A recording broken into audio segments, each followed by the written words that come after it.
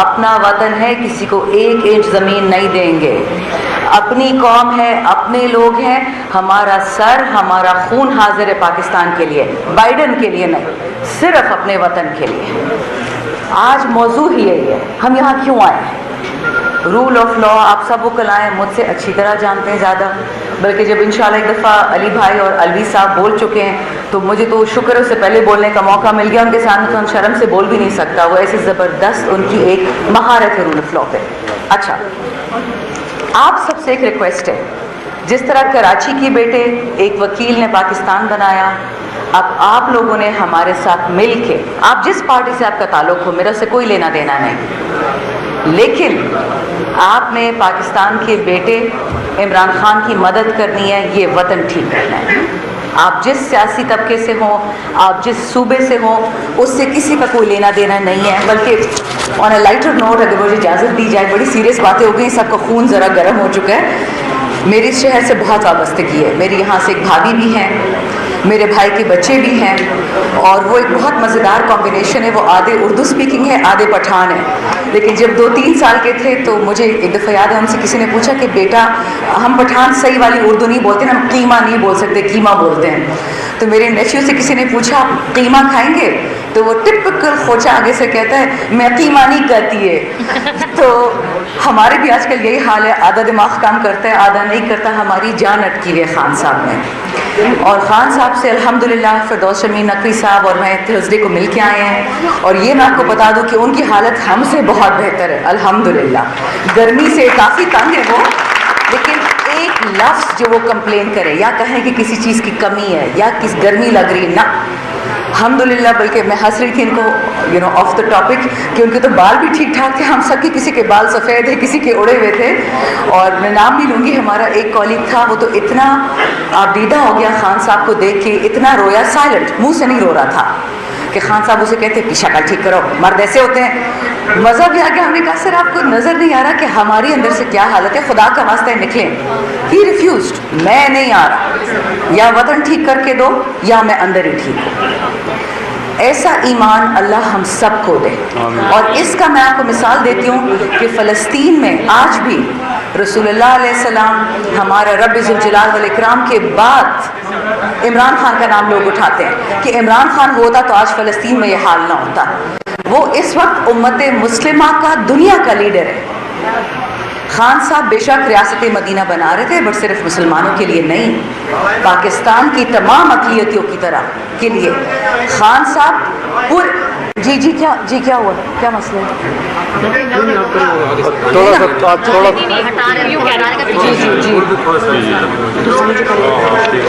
اچھا جی چلو ٹھیک ہو گیا۔ اچھا جی،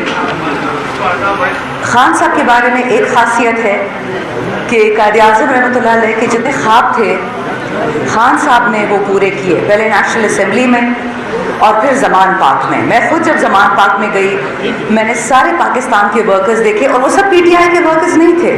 وہ پاکستان کے ورکرز تھے۔ میں آپ کو یہ گارنٹی سے کہہ سکتی ہوں، ابھی جو میں الیکشن لڑ کے آئی ہوں اپنے علاقے سے، وہاں پہ مجھے نون لیگ کا بھی ووٹ پڑا ہے، پیپلز پارٹی کا بھی پڑا ہے، اے این پی کا بھی پڑا ہے، اور صرف اس لیے کہ خان صاحب نے پورے صوبے کو صحت کارڈ دیا تھا۔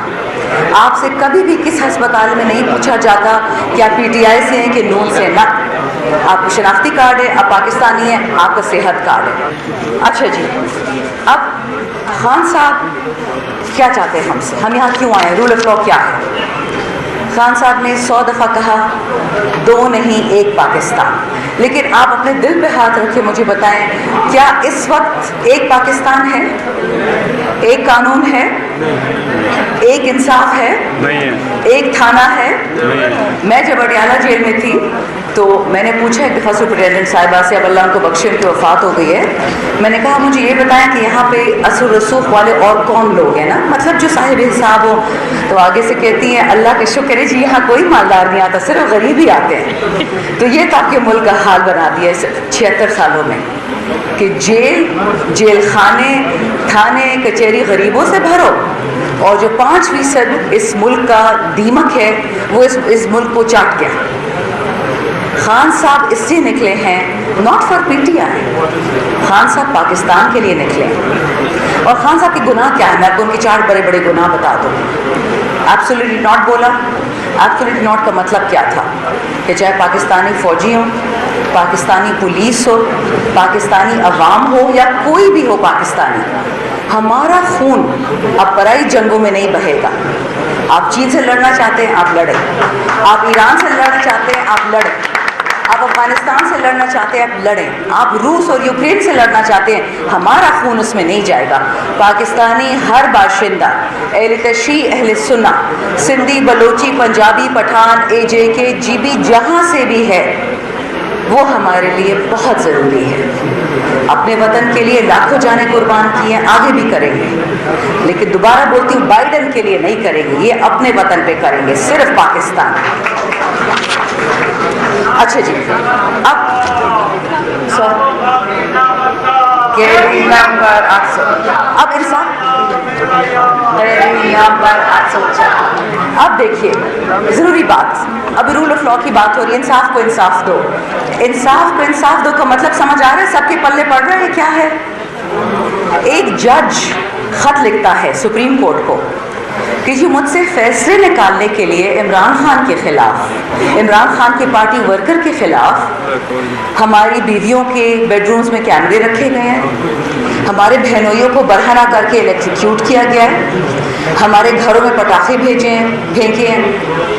ہمیں اٹھایا جا رہا ہے، ہمیں دھمکی، اور پشاور کے ہائی کورٹ نے تو باقاعدہ ایک خط لکھ کے بتایا ہے، لیکن وہ خط کاپی میرے پاس نہیں، کہ ہمیں افغان نمبروں سے فون آتے تھے کہ یہ کرو ورنہ تمہیں اٹھا لیا جائے گا۔ تو آپ مجھے بتائیں، جب پاکستان میں آپ کی سپیریئر جوڈیشری وہ محفوظ نہیں، اس کے پاس انصاف ہے، تو میرا اور آپ کا کیا ہے؟ ہم تو آج نہیں، آج ہیں کل غائب ہو جائیں گے۔ جو بلوچستان میں ہوتا تھا، جو